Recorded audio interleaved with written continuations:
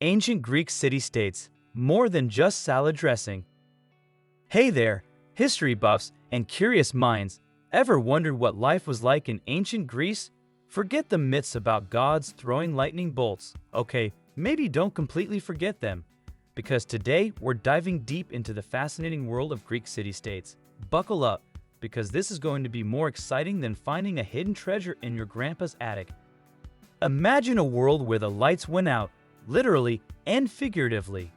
That was the Greek Dark Ages.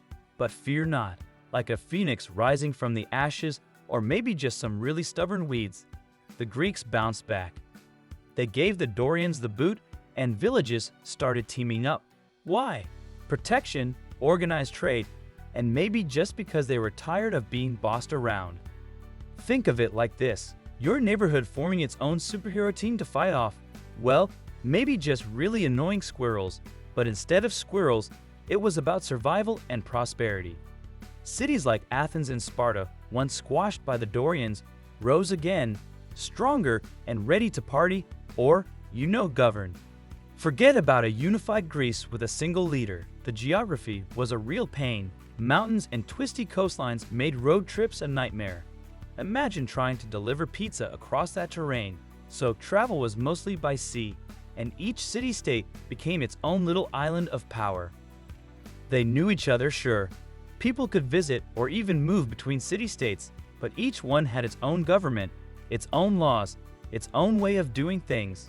Some had kings, others had councils, and Athens even dabbled in this crazy new thing called democracy.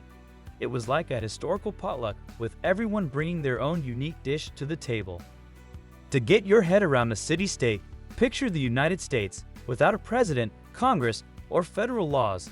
Just individual states doing their own thing, but even that's too big. Think of your own state and its capital. That's one city-state, maybe with some smaller towns around it. But the capital doesn't rule those other towns.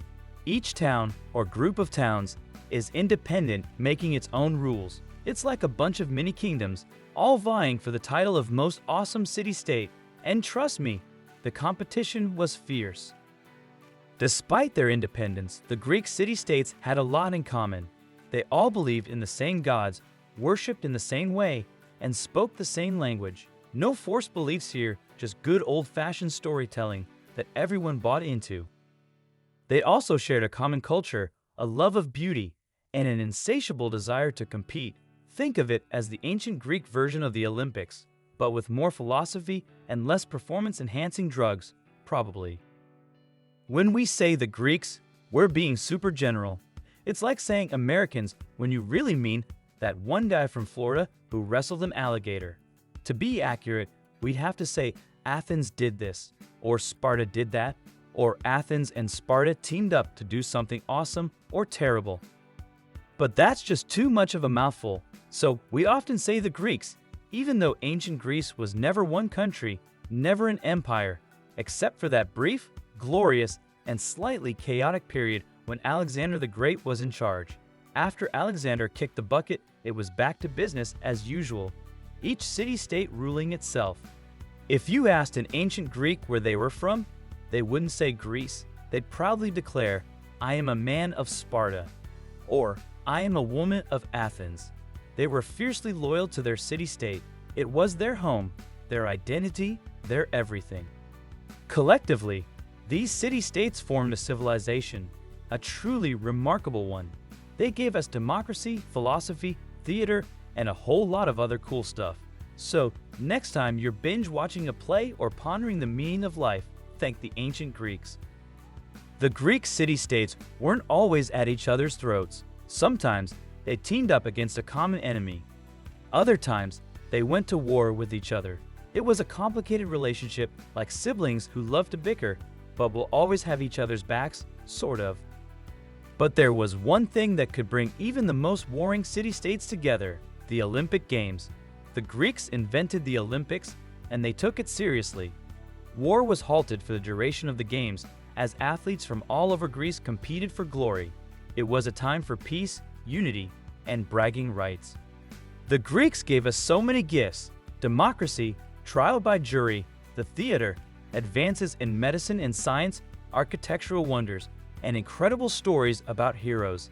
And a lot of these gifts came from the competition between the city-states. They all wanted to be the best at everything, and that drove them to achieve amazing things.